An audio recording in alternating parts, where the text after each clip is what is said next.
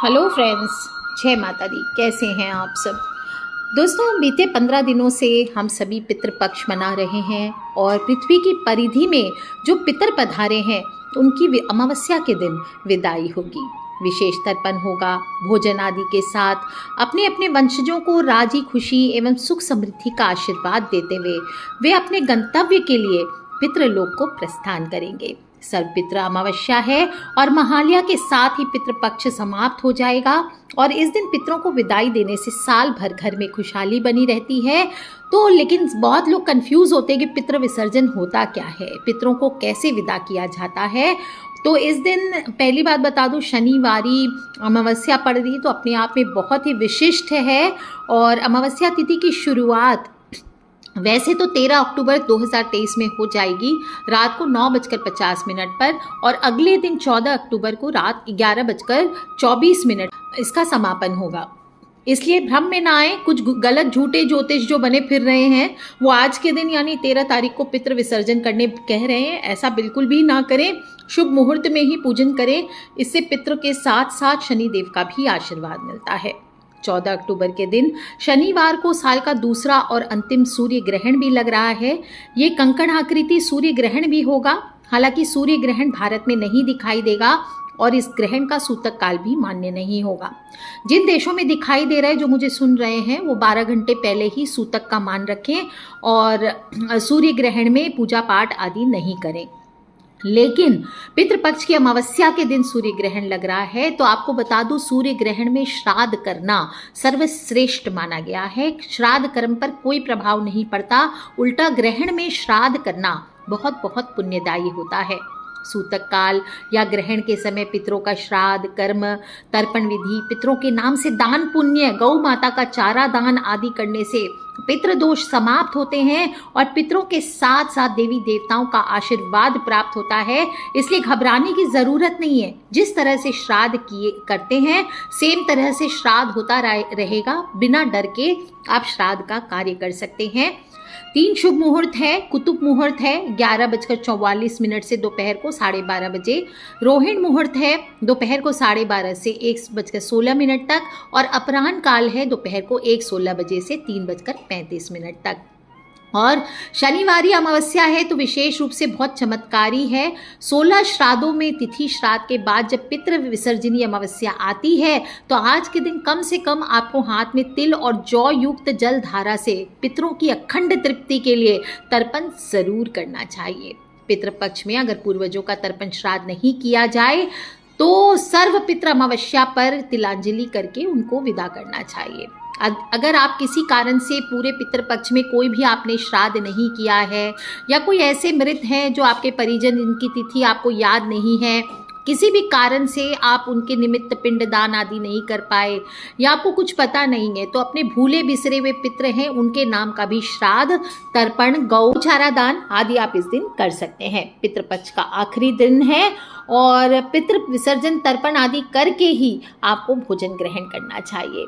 कहा जाता है कि अमावस्या तिथि पर पितृ अमावस्या कहे जाने का एक बहुत बड़ा महात्म्य भी आता है। मत्स्य पुराण में 14वें अध्याय की कथा सुना रही हूँ।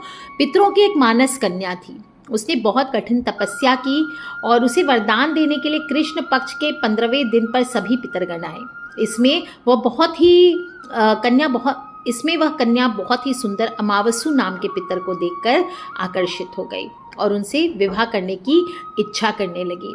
अमावसु ने इसके लिए मना कर दिया और अमावसु के धैर्य के कारण ही उस दिन की तिथि पितरों के लिए प्रिय हो गई और तभी से अमावस्या तिथि के स्वामी पितर माने गए।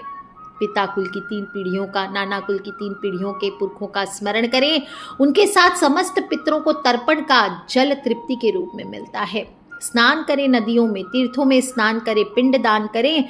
1, 3, 5, 11, 13 ब्राह्मणों को भोजन का निमंत्रण दें और जब तर्पण करेंगे उसमें तिल, जौ और चंदन का प्रयोग करके कुशा घास हाथों में ले करके अपने पितृ तीर्थ से, मैंने हमेशा सिखाया अंगूठे और जो पहली उंगली होती है उसके बीच पितृ तीर्थ होता है, वहाँ से अपने पितृ को जल दीजिए। पितरों को सफ़ेद पुष्प चढ़ाइए। कमल, जूही, चंपा, मालती, सफ़ेद फूलों का प्रयोग करके पितृ की पूजा कीजिए। तुलसी और भृंगराज भी श्राद्ध पूजा में उपयोग किए जाते हैं। ये फूल पितरों को बहुत अधिक प्रिय होते हैं।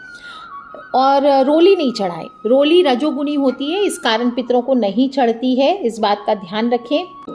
अतः भगवान शिव की तरह पितरों को भी चंदन अर्पित करना चाहिए। चावल भी लौकिक उपलब्धियों के लिए देवताओं पर चढ़ाते हैं, लेकिन जौ तिल बिना कूटे यथारूप होने के कारण पितरों को अर्पित किए जाते हैं। दोपहर में श्राद्ध के लिए सात्विक भोजन बनाएं, पंचबलि निकालें। पंचबलि में कौन कौन? गाय, कुत्ता, कौवा, देव और चींटी, ये 5 भोग निकाले जाते हैं। और खीर पूड़ी का होना आवश्यक होता है। साफ सुथरे पत्तलों में या थाली में भोजन परोसें।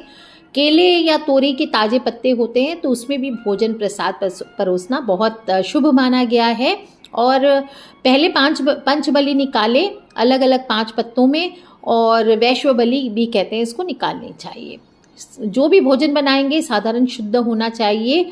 और पायस, खीर को पायस भी कहते हैं, तो अन्न पायस यानी प्रथम भोग। तो दूध और चावल से बनी खीर शरीर को ऊर्जा भी देती है। यही वजह से पितृपक्ष में पितरों को खीर पूड़ी और धूप देते हैं, पितरों के नाम का भोजन कराते हैं। श्राद्ध का खाना बनाते समय जौ हो, मटर हो, सरसों हो, इसका उपयोग श्रेष्ठ माना गया है। पितरों के भोग की थाली में कद्दू की खट्टी मीठी सब्जी जरूर शामिल की जाती है। इस दिन ध्यान रखें, चना, मसूर, उड़द दाल, प्याज, लहसुन, मूली ये भोजन नहीं बनाना चाहिए। पितरों के भोजन में कोशिश करें तिल का उपयोग करें। तिल पिशाचों से श्राद्ध की रक्षा करता है, इसलिए ज़्यादा से ज़्यादा तिल आपको उपयोग में लाना चाहिए। पितृ के निमित्त भोजन आदि बनाने के बाद हाथ जोड़ करके पितृ गायत्री का 3 पाठ करें।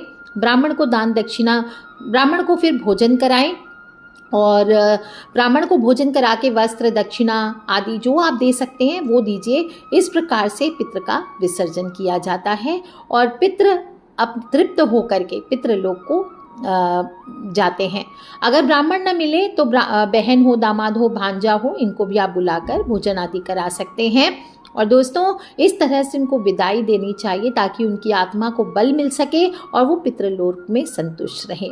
कुछ भी नहीं कर सकते तो इस स्थिति में स्नान करके गायत्री जप करते हुए पूर्वजों का स्मरण करें। सूर्य को जल चढ़ाएं, गौ ग्रास दें। गौ माता में समस्त देवी देवता, पितृ एवं तीर्थों का निवास होता है। ऐसा हमारे धर्म ग्रंथों में कहा गया है। सदा से गौ सेवा से बड़ा कोई सेवा नहीं होती है। और ब्राह्मण भोजन कराएं, इसका भी विशेष महत्व है। सबसे ज्यादा ओम देवताभ्य पितृभ्यश्च महायोगिभ्य एव च नमः स्वाहाय स्वाध्याय नित्यमेव नमो नमः, ये आप ज़्यादा से ज़्यादा जप कर सकते हैं। या फिर ओम पितृगणाय विद्महे जगत धारिणी धीमहि तन्नो पितरः प्रचोदयात्, इस प्रकार से बोलते हुए आपको जप करना चाहिए। 108 बार कम से कम पितृ जप आपको करना चाहिए। इससे आपके बहुत सारे कष्टों का निवारण होता है। तो आप ज़्यादा से ज़्यादा अगर ये नहीं कर सकते तो आप ओम नमो भगवते वासुदेवाय का भी जप कर सकते हैं। मार्कंडे जी कहते हैं कि स्वयं पितृगण कहते हैं कि कुल में कोई भी ऐसा बुद्धिमान धन्य मनुष्य जन्म लेगा जो वित्त लोलुपता को छोड़कर हमारे निमित्त पिंडदान करेगा।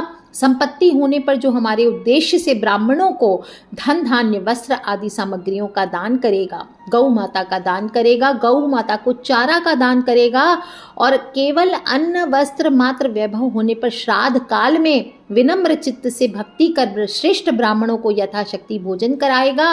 अन्न देने में असमर्थ होने पर श्रेष्ठ ब्राह्मणों को अन्न, फल, मूल, जंगली शाक देगा। यदि इसमें भी असमर्थ हो तो भी द्विज श्रेष्ठ को प्रणाम करके एक मुट्ठी काला तिल ही देगा। इससे हमें परम संतुष्टि प्राप्त होगी। इस प्रकार ये भी कहा जा सकता है कि पूर्वज पितरों को श्राद्ध पूर्वक जो भी दिया जाता है उसे वह सहर्ष स्वीकार करते हैं। पितृगीत आपको अवश्य गाना चाहिए इस दिन, जिसमें धनवान निर्धन घर परिवार के साथ अगर रहते हों या एकांत निर्जन स्थान में अकेलेपन की जिस स्थिति में भी हों, वंशज हों, यदि वह पितृगीत का श्रद्धा पूर्वक उच्चारण करते हैं तो पितृ को श्रद्धा भाव से परम संतुष्टि प्राप्त होती है। अमावस्या पर ये सब तो आप करेंगे, साथ ही साथ शनिवारी अमावस्या है तो शनिदेव का भी पूजन आप करें। सरसों के तेल, काले तिल अर्पित करें। ओम शम शनिश्चराय नमः इस मंत्र का जप करें। इससे ढैया और शनि की 7.5 के अशुभ प्रभाव कम होते हैं। इस दिन आप पितृ के निमित्त पीपल के पेड़ भी लगा सकते हैं। इससे भी पितृदोष से मुक्ति मिलती है। पूरे वर्ष आपका परिवार खुशहाल रहता है। और जिन लोगों पर शनि की 7.5 चल रही है, ढैया चल रही है, उन्हें तो विशेष रूप से पीपल की पूजा अवश्य करनी चाहिए। इससे शनि के दुष्प्रभाव कम होंगे। सूर्योदय के बाद आप पवित्र नदियों में स्नान करें, तांबे के लोटे से पवित्र जल से सूर्य भगवान को अर्घ्य दें। उसी लोटे में जल ले लीजिए, दक्षिण मुखी होकर के पितृ देवता के निमित्त जल अर्पित कीजिए। इसके बाद पीपल के पेड़ पर घी का दीपक जलाइए, पितृ का ध्यान करें और चाहें तो वहीं पीपल के नीचे बैठकर पितरों के श्राद्ध कर्म करें। दोस्तों, आज के दिन उपवास रख करके गरीबों को, ज़रूरतमंदों को अन्न, कपड़ा, धन आदि ज़रूरी चीज़ों को दान करें। गौ दान करें, काली गऊ का दान करें। अगर शनि दोष ज़्यादा है, काली गऊ माता का दान करें। और कुछ ना कर सकें तो बस अपनी अंजुरी में जल भर करके दें और देते समय बोलें ओम पितृ देवताय नमः, ओम पितृ देवताय नमः। और इसके बाद बोले ओम आगच्छन्तु मे पितर एवं गृहन्तु जलांजलिम, ओम आगच्छन्तु मे पितर एवं गृहन्तु जलांजलिम, ओम आगच्छन्तु मे पितर एवं गृहन्तु जलांजलिम। इस तरह से बोलते हुए अपने पितर को जल दीजिए। देखिए उनकी आत्मा को कैसी शांति मिलती है। पितृपक्ष के दौरान गौदान अवश्य करें। वो भी ना कर सके तो कम से कम एक रोटी गौ माता की, उस पर घी से स्वस्तिक चिन्ह बना दीजिए और आज के दिन गुड़ रख करके गौ माता को अवश्य खिलाएं। पूर्वजों को साल भर तक संतुष्टि रहती है। दोस्तों, सूर्यास्त होने के बाद घर की दक्षिण दिशा में सभी को बताइए पूरे पितृपक्ष आपको एक दीप जलाना था और दीप जरूर जलाते रहें। इससे माता लक्ष्मी भी आप पर कृपा बरसाती है, आपके पूर्वज आपके ऊपर कृपा बरसाते हैं, संतुष्ट होते हैं, कभी आर्थिक समस्याएं नहीं आती है। और नियमित रूप से ऐसे भी रोज, सिर्फ पितृपक्ष नहीं, रोज ही करना चाहिए। पेंडा पे जहाँ जल का पेंडा होता है वहाँ पे दक्षिण दिशा की ओर मुख करके एक दीपक जलाना चाहिए। इससे आपको पितृ का आशीर्वाद ज़रूर मिलता है, सारी मनोकामनाएं पूर्ण होती है। दोस्तों, ध्यान रखें, इस प्रकार से ब्राह्मणों को आज के दिन विदा करें या जो भी गौ माता के निमित्त कुछ दान दक्षिणा करें या गौ माता को रोटी खिलाएं और इस प्रकार से अपने हाथ जोड़ करके पितृ से प्रार्थना करें, हे पितृदेव आप अपने लोक को संतुष्टि से जाइए, हम सब आपके बच्चे सदा सुखी रहें, सामर्थ्यवान रहें, अच्छे से अच्छे तरीके से आपके निमित्त दान पुण्य कर सकें, इतनी हमें शक्ति देना, हमारे परिवार में अपनी आने वाली पीढ़ियों पर सुख शांति बनाए रखना। इस प्रकार से पितृ की विदाई कीजिए। देखिए दोस्तों, साल की समस्त अमावस्या पर वैसे तो पितृगण वायु के रूप में सूर्यास्त तक घर के दरवाजे पर रहते हैं और अपने कुल के लोगों से श्राद्ध की इच्छा रखते हैं। तो पूरे अमावस्या आप करें ना करें, कम से कम सर्व पितृ अमावस्या है, इसको जाया ना जाने दें।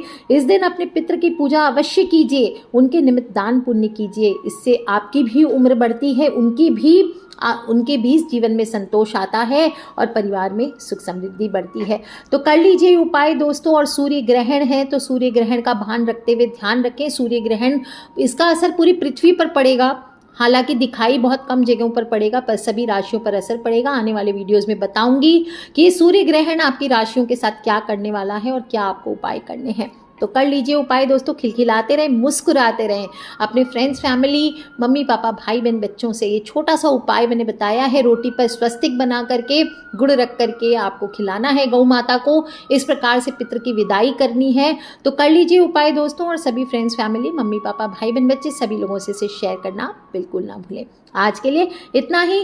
Take care friends, love you all. जय माता दी, बम बम भोलेनाथ की जयकारा, शेरा वालिदा बोल, सांचे दरबार की जय, अपने अपने पितरानियों की जय।